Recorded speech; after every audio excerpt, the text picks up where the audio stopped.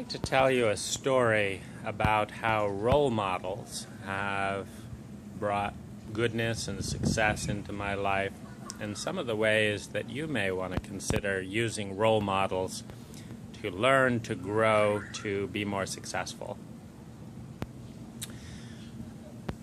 One of my first role models was Henry Ford, the founder of the Ford Motor Company. And the reason he became a role model is that in my teens, I thought it would be a good idea to read books about the lives of the most successful people I knew about. I went to the library and I read biographies. I was interested in what made these people successful.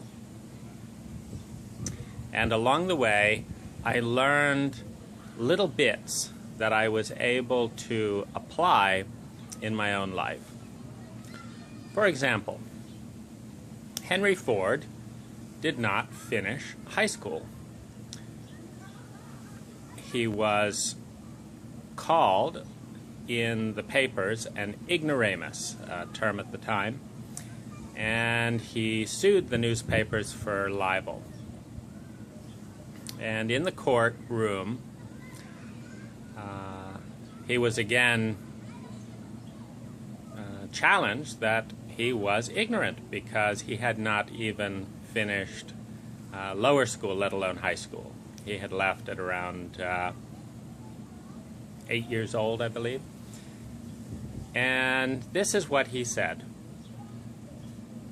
He said, "Why should I clutter up my mind with useless facts that I can get at a touch of a button,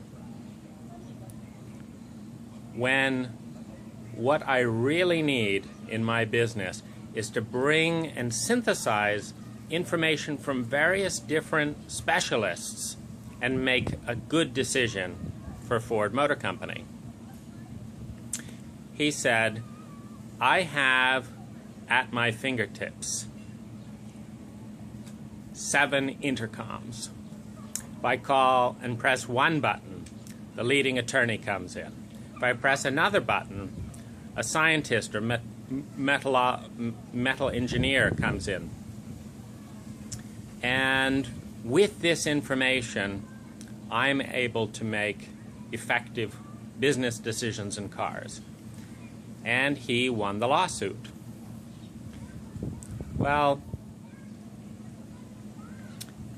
Henry Ford had a brilliant idea and a brilliant insight, namely that synthesizing and synergizing lots of different specialized informations provided by specialists that are readily available for sale is far more effective than going to school for 130 years to get their combined knowledge in order to be educated in all their specialties himself. Now, when I went into landscape design and installation, I applied that insight. And here's what I mean. In landscaping, it's a very big field. There's driveways, concrete work, gravel, stamped concrete, asphalt. There are retaining walls, stone, concrete, cinder blocks, large boulders, etc. There are water features, needing to understand plastic membranes, etc., etc. There's lighting. There's irrigation. But one of the biggest bottlenecks of knowledge in landscaping is there are over 4,500 plants on the market. And they all have Latin names. They all have long histories of plant diseases, deer resistance, heights, evergreen or deciduous, bloom, the color of the flowers, when they bloom, which plants look good with which. You have literally millions of data points to have to track these 4,500 plants. And I realized that most of my competitors, they actually specialized in plant identification and plant knowledge. But I also realized that this was not the most important issue that I was hearing about from clients. What clients were upset about was work not being done on time, work going over budget, beautiful plants that were eaten by deer, and cost overruns. So I decided to specialize in these areas. One job at a time, full attention until complete, writing all requests down, and giving flat costs so they could not go over. And I decided to borrow a page from Henry Ford's book when it came to studying plants. I studied concrete work, lighting, effective low-maintenance ponds, but what I did is I hired the best nurseryman in the area, and I gave him whatever money he wanted to answer his cell phone anytime and answer questions like this. I'd say, Bill, I want to know a list of 4 plants that are 3 to 6 feet tall, that are evergreen, that have red berries, that are not eaten by deer, that are available locally, and that have fragrant flowers. And he'd rattle them off. I'd then present these to my clients, and I'd say, which one of these suitable plants are your preference? And I would design, building upon Bill's 20 years of horticultural expertise. As a result, the roughly 5 years that most of my competitors were taking to learn about Latin names and plant ID was negotiated away in an afternoon by selecting the best specialized expert in the area.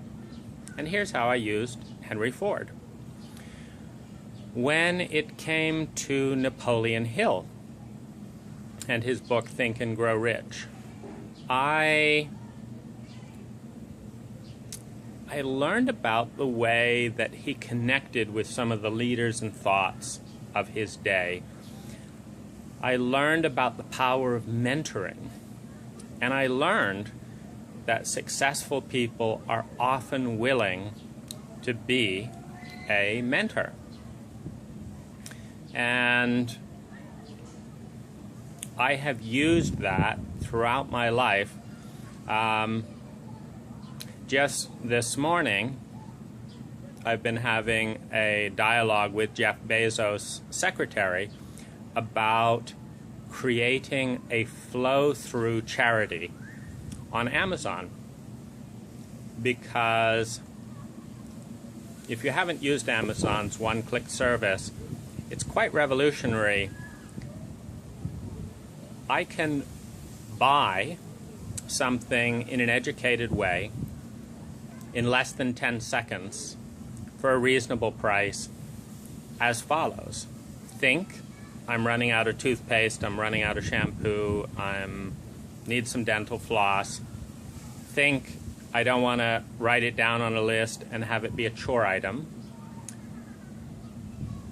Type it into the Amazon search thing. It recognizes me. It shows me a recommended item. I see the list of satisfied clients within a second in the star rating, and I click buy with one click, and it's there. And I want to give to charities in that same way. I want to say, I just saw a blind person. I'd like to help a blind person. Type in on Amazon Give, type in best blind charity, have a list of ratings of why people have rated it and their reviews of the different charities that help the blind, and give with one click. Give $1, give $5, help a blind person. I want that. It doesn't exist. And what Napoleon Hill taught me is that you need to think, and that just about any intelligent and successful person wants to engage in a meaningful way with a meaningful idea. So I don't know where that's going to go with Amazon. I'm talking with app developers around doing something like that myself. I first suggested to the TED Talks that they add this feature. I've noticed it getting ignored. Jeff Bezos is on Amazon, or is on TED's Brain Trust, so I said, could you, put in a word to Chris Anderson? He said, I'm too busy. I said, how about Amazon doing it? How about Amazon doing it itself? Just have Amazon Give as a tab, list all the charities, and allow one-click giving of small amounts without junk mail, without having to enter your contact information, and let it be easy and graceful. We'll see where it goes. I read the biography of Bill Gates, and what I took from him is a philosophy of constructive pessimism. Now, we are told constantly to be optimists in the world, and there's a lot to be said for it. One of my mentors and one of my favorite books when I was starting my business was Success with a Positive Mental Attitude by Norman Vincent Peale, who was actually the pastor of Donald Trump. That was an empowering and exciting book.